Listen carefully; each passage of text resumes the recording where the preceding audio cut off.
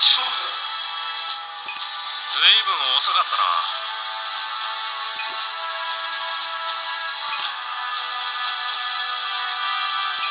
何か急用でもあった。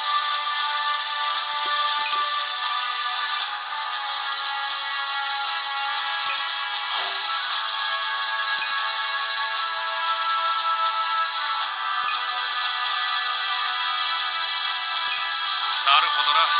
何にせよ疑われるのは得策ではないよな。まあいい。今回の作戦に関して聞いてみる。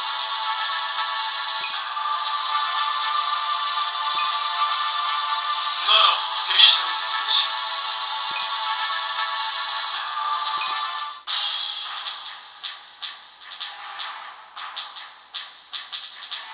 コーネリア、日本解放戦線の中心人物の一人で片瀬少将の報道を行った。片瀬少将は港に停泊中のタンカーを改装し、新たな拠点とした。その情報をブリタニアが使う。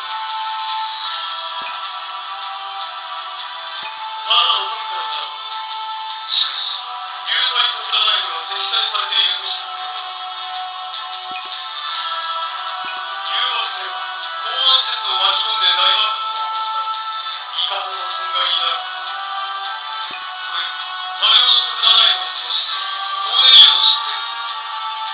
空爆のデメリットが大きすぎるのが理解できた。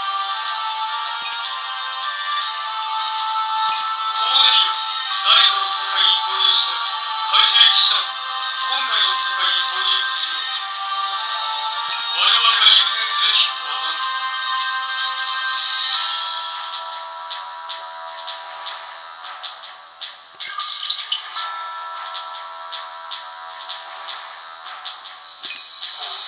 なぜそう思う。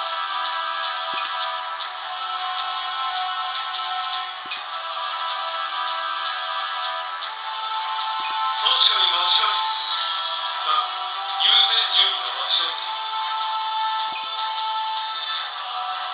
コーネリアを捕まえることができれば、それだけでプロの騎士団の地位が変わる。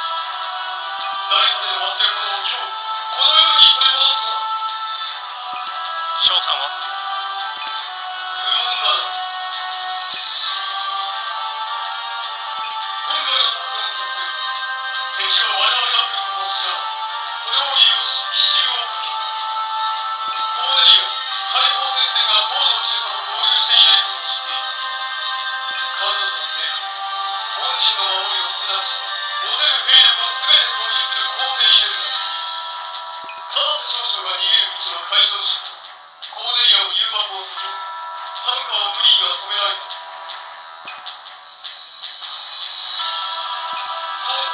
そしてその時コーネリアの本陣と主力との間に距離ができ、つけ入る隙はそこだ。お前、私は彼として高速艇の中で待機しておけ。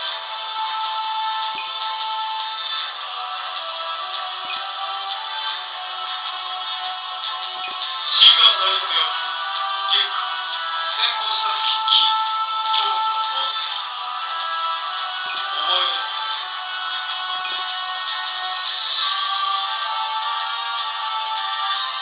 いや、その人がグレーナミに限りすぎた。私は他のパイロットもうまく扱う。兵器としてはジャジャ馬すぎる。君なら